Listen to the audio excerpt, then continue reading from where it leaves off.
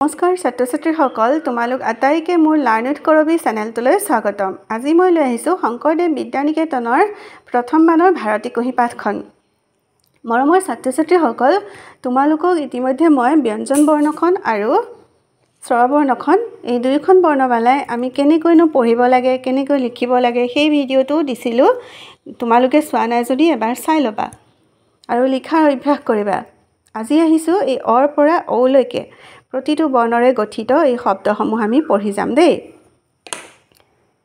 মৰমৰ ছাত্ৰ-ছাত্ৰীসকল তোমালোকে কিতাপখন উলিয়াই লৈছানে? আৰু মোৰ সৈতে আমি একেলগে আটাই কথা পাতি পঢ়ি যাম। তোমালোকেও এনেকৈ শব্দটোত ধৰি যাবা, আঙুলিৰে বা পেঞ্চিলেৰে ধৰি যাবা। অৰে দিছে অমিতা, মত হচৰিকাৰে মি দন্তত আকাৰে তা অমিতা। আৰে দিছে আম, আম। তোমালোকে এনেকৈ টানকৈ উচ্চাৰণ কৰি পঢ়িবা। টানকৈ উচ্চাৰণ কৰি পঢ়িলে কি হয়, আমাৰ ওচৰত যদি কিবা শব্দ হৈ থাকে তেতিয়া সেই শব্দ আমাৰ কাণত নপৰে আৰু আমি মনোযোগ দিব পাৰিম। এতিয়া যে তোমালোক সৰু হৈ আছা গতিকে উচ্চাৰণ কৰি পঢ়িব লাগে। যেতিয়া তোমালোকে ডাঙৰ হ'বা তেতিয়া মৌন হৈ পঢ়িলেও তোমালোকৰ মনত থাকিব। কিন্তু এতিয়া উচ্চাৰণ কৰি পঢ়িবা দেই। অৰে কি দিলে অমিতা, মত হচৰিকাৰে মি দন্তত আকাৰে তা অমিতা। আৰে কি দিছে আম, আম। দুয়োটা ছবি আমাক ফলৰ ছবিয়ে দিলে। তোমালোকে এতিয়া অমিতা খাই ভাল পোৱা নে আম খাই ভাল পোৱা? অমিতা হৈছে বহু গুণযুক্ত এবিধ ফল।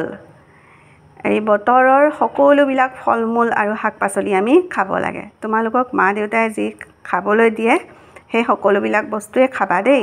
তেতিয়াহে আমি নিৰোগী হৈ থাকিম, তোমালোকৰ বেমাৰ আজাৰ নহ'ব আৰু তেতিয়া তোমালোকে ভালকৈ পঢ়া শুনা কৰিব পাৰিবা, ডাঙৰ হ'বা, সোনকালে ডাঙৰ হ'বা আৰু ভাল মানুহ হ'ব পাৰিবা, হয়নে? স্বাস্থ্য ভালে থাকিলেহে আমি সকলোবিলাক কাম কৰিব পাৰোঁ। স্বাস্থ্যই হৈছে পৰম সম্পদ। এতিয়া আহিছোঁ হস্ৰ-ই। হস্ৰ-ইৰে কি ইটা, হস্ৰ-ই মূৰ্ধন্যত আকাৰে তা ইটা। ইটাৰে আমি কি কৰোঁ, ঘৰ সাজোঁ। দীৰ্ঘ-ই, দীৰ্ঘ-ইৰে ইগল, দীৰ্ঘ-ই গল ইগল, দীৰ্ঘ-ই গল ইগল। ইগল এটা কি ডাঙৰ চৰাই। হস্ৰ-উ, হস্ৰ-উৰে দিছে উট, হস্ৰ-উ মূৰ্ধন্যত উট। উট হৈছে কি মৰুভূমিৰ বাহন। ই বহুত বস্তু কঢ়িয়াব পাৰে দেই।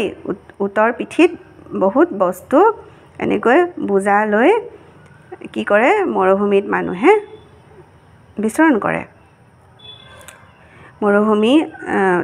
মৰুভূমিত তেনেকৈ ফুৰে উটৰ পিঠিত উঠি। দীৰ্ঘ-উ, দীৰ্ঘ-উৰে কি ঊণ সূতা, দীৰ্ঘ-উ মূৰ্ধন্য ন ঊণ দন্তসৎ দীৰ্ঘকাৰে সু দন্তত আকাৰে তা সূতা, ঊণ সূতা। ঊণ সূতা দেখিছেনে?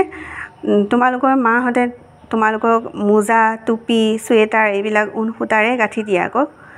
আৰু ঘৰুৱা সজোৱা কাপোৰবোৰ সেইবোৰো আমি ঊণ সূতাৰে গাঁঠি ল'ব পাৰোঁ। ৰিৰে কি দিছে ঋষি, ৰি মূৰ্ধন্যসৎ হচৰিকাৰে সি, ঋষি। ঋষি মানে আকৌ কি সাধক বা তপস্বী। আমি যে পাইছোঁ নহয় বাল্মীকি ঋষি, হয়নে? বাল্মীকি ঋষিয়ে কি ৰচনা কৰিছিল, ৰামায়ণ ৰচনা কৰিছিল, সেয়া ঋষি মুনি। এৰে কি দিছে এৰা গছ, ৰত আকাৰে ৰা গ দ্বিতীয় ছ, এৰা গছ। এইজোপা এৰা গছ। পলুৱে কি খায়, এৰা পাত খায়। ঐৰে কি দিছে ঐৰাৱত, ৰত আকাৰে ৰা ৱাব্ব দন্তত ঐৰাৱত। ঐৰাৱত মানে কি হাতী। হাতীক আকৌ আমি গজ বুলিও ক'ব পাৰোঁ, হয়নে? এতিয়া ঐৰাৱত, হাতী, গজ আমি তিনিটা নাম জানিলোঁ দেখোন, আৰু বহুত নাম আছে। উৰে কি ওলকবি, ল ক বথ হচৰিকাৰে বি, ওলকবি। ওলকবি এবিধ শাক পাচলি। ঔৰে কি দিছে ঔটেঙা, মূৰ্ধন্যত একাৰে তে ঙ তাত আকাৰ ঔটেঙা। মূৰ্ধন্যত একাৰে তে ঙ তাত আকাৰ ঔটেঙা। ঔটেঙাৰে আকৌ কি কৰোঁ আমি, মাছৰ সৈতে তৰকাৰী কৰোঁ, হয়নে? তৰকাৰীখন খাই বৰ সোৱাদৰ হয় আৰু ঔটেঙাৰ আমি আচাৰো কৰিব পাৰোঁ। মৰমৰ ছাত্ৰ ছাত্ৰীসকল তোমালোকে এই শব্দসমূহ তোমালোকৰ ঘৰুৱা বহীত ডাঙৰ ডাঙৰ আখৰেৰে লিখিবা আৰু লিখি মা দেউতাক দেখুৱাবা। মা দেউতাই নম্বৰ দিব।